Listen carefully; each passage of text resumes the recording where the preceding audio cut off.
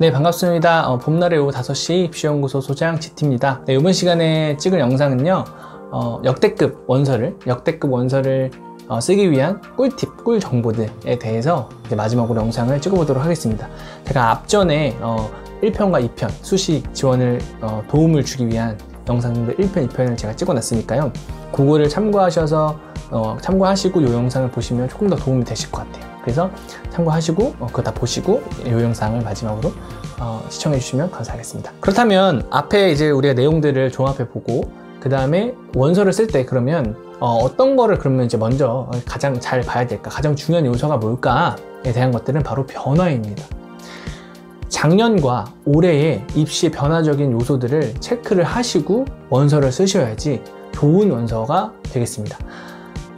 이 작년에 왜냐면 작년의 상황과 올해의 상황은 다르기 때문에 그 다른 점을 여러분들이 고민을 하시고 분석을 하신 다음에 원서를 진행을 하셔야 좋은 원서가 되겠죠. 뭐 예를 들자면 조선대 의대가 올해 교과 전형을 원서를 쓸 때 올해 작년과 다른 점이 있는데 그게 바로 뭐냐면 면접을 실시한다는 것입니다. 그렇다면 면접을 본인이 이제 그거를 모르고 이제 만약에 원서를 쓰게 되면 그런 거죠. 나는 교과 내신이 좋으니까 원서를 이렇게 써야지 라고 생각을 하시고 원서를 쓰게 되는 거예요. 근데 나는 면접을 정말 못해. 그런 친구들도 있어요. 말 한마디 뻥끗 못하고 면접장에서 막 벌벌벌 떨고 막 울고 막 그런 학생들도 있단 말이에요. 너무 긴장되니까. 근데 본인이 그런 학생인데 만약에 작년의 어떤 결과들을 제대로 분석하지 않고 원서를 그냥 지원하게 된다면 어떻게 되겠어요? 올해 같은 경우는 뭐 내신은 좋아서 좋은 점수를, 내신에서는 좋은 점을 받을 수 있겠지만 면접에서 정말 최하점을 받게 됩니다. 그렇게 되면 어떻게 돼요? 결론적으로는 좋은 내신을 받고도 불합격할 수도 있다는 말씀인 거죠. 그죠? 그렇기 때문에 작년의 상황과 올해의 상황이 어떻게 변화됐는지를 먼저는 알아보셔야 됩니다.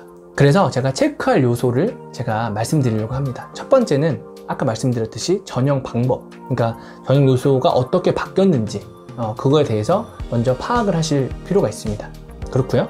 두 번째는 인원 점검입니다. 인원 점검. 그게 뭐냐면 작년에는 만약에 5명을 뽑던 학과가 있다고 쳐보세요. 근데 올해는 10명을 뽑아요. 그러면 어떻게 해서 당연히 입시 경쟁률은 떨어질 거고 입결은 당연히 떨어지기 마련입니다. 그러니까 이런 것들을 고민해 보시면서 쓰시는 거예요. 선생님, 그러니까 만약에 또 5명 뽑던 학과가 10명이 늘어났으면 그만큼 학생들이 이걸 또 보고 쓰면 애들이 많이 몰려서 입결이 올라갈 수도 있지 않나요? 맞아요. 그럴 수도 있습니다. 그러니까 이거 한 가지만 고려하시는 게 아니에요. 제가 말씀드릴 이 여러 가지 체크 요소들을 다 종합하셔서 원서를 쓰셔야 된다는 말씀입니다. 아시겠죠? 하지만 일반적으로는 인원이 늘어나면 당연히 입시 결과는 입결은 떨어지기 마련입니다. 이건 통상적인 이야기입니다. 그래서 요렇게 일단은 이게 좋은 상황이구나, 좋은 상황이 하나 생겼네, 이렇게 체크하시는 거예요. 세 번째는 전형 요소에서 단계별이냐 아니면 일괄 전형이냐, 요거에 따라서 또 어떤 변화가 있는지 체크하시면 되겠습니다. 예를 들면 만약에 어떤 A라는 대학에서 종합전형을, 교과 전형을 뽑는데 학생을 만약에 단계별로 뽑는 거예요. 만약에 1단계를 3배수를 뽑는다, 이렇게 된 거죠. 만약에 10명을 뽑는 대학이다, A 대학, A 학과가 10명을 뽑는다 했을 때 3배수를 뽑는다라는 건 1단계에서 3배수, 즉 그 정원에서 곱하기 3, 한 30명을 1단계에서 통과시킨다는 말입니다. 그럼 만약에 교과 전형이면 교과 전형에서 그러면 30등까지 줄을 세우겠죠. 교과 점수, 만약에 100명이 지원했다고 쳐봅시다. 100명을 지원하는 곳에 1등부터 100등이 있을 텐데 그 중에서 30명만 커트를 딱 끊어서 이 친구들로만 평가를 하겠다는 말이에요. 이해되셨죠? 종합전형도 마찬가지입니다. 그런데 만약에 이게 단기별, 그러니까 3배수였는데 이게 일괄 전형 이렇게 되는 경우가 있어요. 일괄 전형은 뭐냐면 1등부터 100등까지 있으면 이 모든 학생들을 다 평가하겠다는 거예요. 뭔 말인지 이해되셨죠? 그러면 내가 내신이 조금 낮더라도 만약에 여기서 최저가 걸려있는 상황이라고 생각해보면 1등부터 100등까지 있는데 이 최저가 걸린 학생들로만 다시 줄을 세우는 거예요. 최저를 맞춘 학생들끼리 다시 줄을 세우는 거죠. 그 몇 명이 될지 아무도 모르는 거예요. 뭔 말인지 이해했죠? 최저가 걸려있게 되면 최저를 못 맞춘 학생들이 되게 많을 거 아니에요. 그럼 그 최저를 못 맞춘 애들 제외하고 나머지 친구들은 다시 줄을 세워서 학생을 뽑는 게 일괄 전형입니다. 그러면 어떻게 되죠? 커트라인이 단계 전형보다는 조금 떨어지겠죠. 왜요? 만약에 3배수를 뽑았어요. 3배수에서 최저가 걸려있다고 생각해보세요. 그러니까 3배수를 먼저 일단은 앞에서 내신으로 끊어버린 거예요.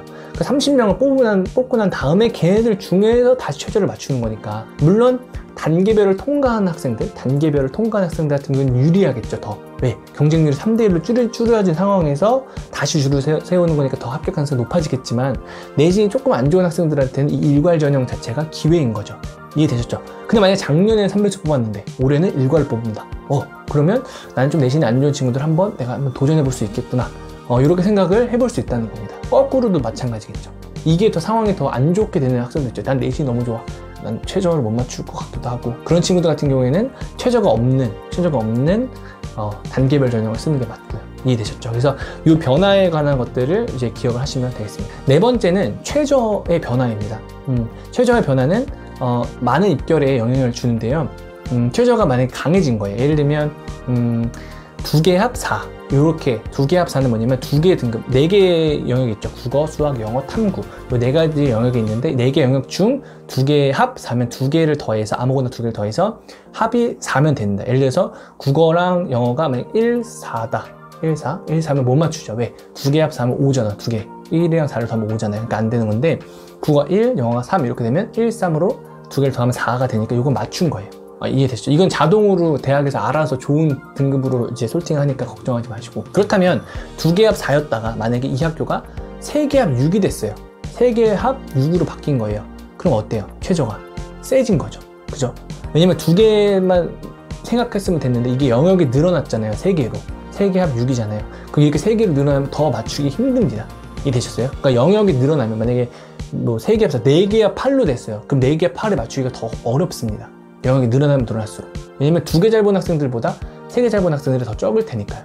뭐 이런 겁니다. 그럼 최저가 작년에는 2개 합 4였는데 올해는 3개 합 6으로 바뀌었다. 그럼 최저가 어떻게 된 거예요? 세진 거죠. 그러면 작년에 입결이 만약에 1.5에서 끊겼다면 1.5가 최저 내신이 1.5였다 라고 생각하면 올해는 내가 1.6이나 7 정도 되더라도 최저를 못 맞춘 학생들이 많을 테니까 조금 더, 작년보다는 조금 더 있을 테니까 내가 조금 더 적극적으로 지원해봐도 되겠구나. 1.6이 지금 내가 사실은 상향으로 봐야 되는데 이거를 적정에서 상향 그 사이로 봐도 되겠구나 라고 생각하면서 원서를 쓰시는 것도 방법 중에 하나라는 겁니다. 거꾸로도 되겠죠. 만약에 3개 합 6이었다가 2개 합 4로 이제 최저가 약해지면 1.5였던 만약에 학생이었다면, 그 학과였다면 이제 1.4나 3으로 떨어질 수도 있다는 말이 되는 겁니다. 그래서 이 최저의 변화도 체크하시면서 원서를 쓰시면 좋을 것 같습니다. 마지막으로 올해의 구조상, 올해의 입시 구조상 되게 특이한 구조가 하나 있죠. 그게 바로 뭐냐면 수험생, 올해 고3의 인원이 바로 6만 명을 준다는 그 변화입니다. 이 변화는 수능 역사상 6만 명이 한꺼번에 주는 역사는 없었어요. 그러니까 그 6만 명을 줄음으로 인해서 내신을 받은 친구들, 내신을 받은 비율도 당연히 줄을 거고, 그렇게 된다면 조금은 좀 공격적으로 원서를 지원해도 좀 우리가 좀 가능성을 볼 수 있지 않을까라고 조심스럽게 예측을 합니다. 그러니까 본인의 점수가 만약에 지금 현재 2.5다. 2.5로 만약 마감이 됐다 하면은 작년에 입결 보니까 뭐 2.7에서 마감이 됐던데 라고 생각을 하면은 요거는 조금 올해는 2.7보다는 조금 뒤쪽으로 밀려날 가능성이 있다는 거예요. 2.8이나 2.9. 왜? 6만 명이 줄었으니까 그만큼 등급을 받은 친구들이 적게 된다는 말이에요. 좋은 등급을 받은 친구들이. 그래서 이제 이 부분도 한번 고려해 보시면서 원서를 조금 어떻게 써볼까에 대한 고민을 한번 해보시면 좋겠습니다. 앞서 말씀드린 여러 가지 체크리스트를 한번 종합을 해보시고 이거를 다 함께 종합하셔서 원서를 쓰셔야 돼요. 단순히 인원이 늘었네, 와 쓰자 이렇게 쓰시면 안 되고, 인원이 늘었는데 최저는 또 약해졌네, 근데 또 단기에서 일괄을 바뀌었네, 어떡하지, 이런 고민들을 좀 필요합니다. 물론 이 고민이 참 어려워요. 참 어렵죠. 그래서 사실은 전문가의 도움이 좀 필요하기도 합니다. 하지만 여러분들이 꼭 전문가의 도움 손길이 없더라도 학교 담임선생님이 계시잖아요. 그렇기 때문에 학교 담임선생님이랑 여러분들이 같이 놓고 이러한 정보들이 있던데 선생님 어떤 식으로 원서를 쓰는 게 좋을까요? 라고 오히려 거꾸로 여러분들이 한번 정보를 한번 줘보세요. 저는 뭐 담임선생님이 저희 원서를 못 쓰세요, 입시를 하나도 모르세요, 만약에 이런 학생들이 있더라도 그래도 여러분들보다는 많이 알 거 아니에요, 그죠? 그러니까 그런 정보들을, 근데 이런 정보들을 드리면서 같이 고민해 보면서 원서를 쓰시게 되면 조금은 더 좋은 원서, 제가 그 앞전에 영상에서 말씀드렸던 후회 없는 원서를 쓸 수 있지 않을까 생각이 듭니다. 그래서 이 영상들 한번 잘 정독 한번 해보시고 잘 공부 많이 하셔서, 여러분들 공부 많이 하셔야 돼요. 공부를 많이 하셔서 조금 더 좋은 원서를 쓸 수 있게 도움이 되셨으면 좋겠습니다. 아시겠죠? 저는 이로써 이제 저는 이제 수시 관련된 영상을 마치도록 하겠고요. 다음번에는 조금 더 좋은 도움이 되는 영상으로 찾아뵙겠습니다. 그래서 혹시 궁금한 뭐 입시 이야기들이나 뭐 이런 게 있다면 댓글 남겨주시면 제가 잘 참고해서 또 영상들을 또 올리도록 하겠습니다. 네, 다들 수시 대박 나시길 기원하겠습니다. 감사합니다.